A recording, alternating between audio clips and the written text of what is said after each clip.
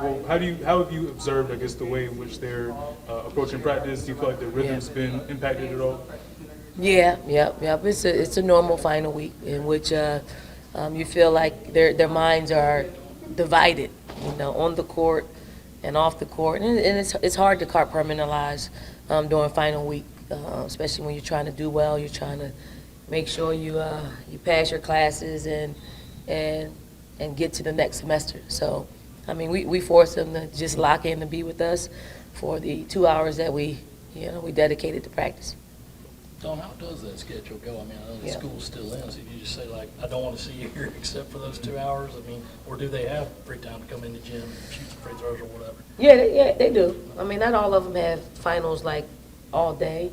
I think we're finished today. And actually, they have something to turn in on Saturday. But they pretty much have all day besides just cramming and studying with tutors, just trying to make sure they give it their effort to pass their finals. Obviously, some huge news yesterday with Britney. Yeah. Or at least just when Yeah. did you first hear about it? Just how long did it take you to just kind of Yeah. compartmentalize and realize that she's finally coming home?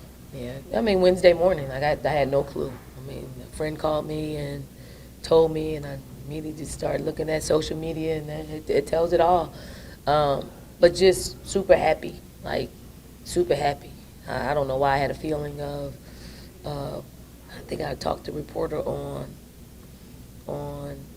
Wednesday, Wednesday morning, I'm like, I don't know why I have this strange feeling that she's going to be home before Christmas. Like, I just said it out loud. It was what I was feeling, and it actually ended up coming out loud. I don't really have anything to do with this stuff. It's probably planned well beyond yesterday, obviously, but I just had a feeling that, God's grace is upon her, and, it happened, so I'm happy. I'm super happy for her. Was there a first call you made or first person you talked to when you got the news, just kind of to take it in?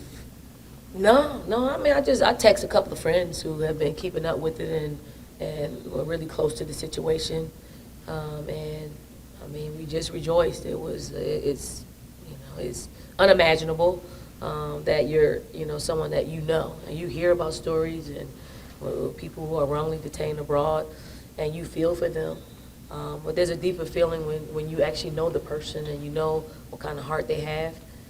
So we're gonna keep praying the prayers for Paul, because we thought Britney's reputation and just her being in the public eye would be enough to bring both of them home. That wasn't the case, but we still have to steadfastly move forward and hoping the same God that got Britney home will get Paul home. It's obviously been a whirlwind of a 24 or 48 hours for Britney getting back. Have you been able to speak with her, anyone in her circle since? Nope. Okay. Nope, it actually is not even about that. I don't even want, I mean, I want her to be able to, embrace and talk to her loved ones that she couldn't do it for 9 months.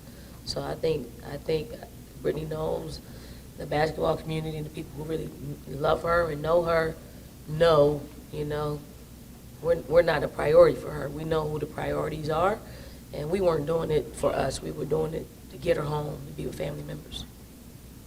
Anything else for Coach? Coach, I guess going into Sunday, in preparation for Liberty, just what are some things on tape that you noticed that they do well? And Yeah, they run pretty good offense. They're pretty calculating in what they want to do. They shoot threes. They got a big inside that, she's shooting over 60% from the floor. I mean, they just seem like they're Legos. They just fit with each other. So we got a game to play. We got a tough game to play, and we're not going to take anybody lightly. So for us, we want to play fast. We want to get up and down the floor. We want to get up and down the floor, play fast. We don't know if they're going to pack it in, but we've been working on just some transition to get down the floor, make good decisions, and convert. Yeah, following up to that, early season games like this, of course, there's been good production from your bench unit. Just what is that? I guess what is their production? I guess for you guys in this stage of the season, kind of do later down the line. I mean, we want them. We want them to get up and going. I mean, we have been working with a unit this week that hopefully they will they will play with the energy that they've been playing with in practice, so we can get them in the game. Like we need more from Coop, we need more from Ashlyn, we need more from Sanaya. We just need more. I think Camilla's turned the page. Like, I mean, she's been consistent over the last couple of games. So, and if it works for Camilla, it can work for anybody. Like, I want the other players to step up and give us a push, be a part of the scouting report, like be a part of somebody's scouting report that they have to prepare for. That's what I want. I want them to prepare for 13 players. 13. When you got to spend as much time on 13 players, that's when you're saying something. Pele was saying that one thing about that she learned from November that she would like to see change in December is just recovering from fatigue. And she said the California trip taught them a lot about that. How do you get better at that? How do you fix that? Is that just game experience throughout the season or what? I mean, one is prepping them. Like 2 weeks prior to the trip, we're like, hey, this is what it's going to feel like. Like, it's not going to happen overnight. So you got to start like now, 2 weeks prior to the trip. We're going to be tired. We're going to get home late. Like, I mean, that in itself is a hard recovery. But if you don't prep before that, it's harder.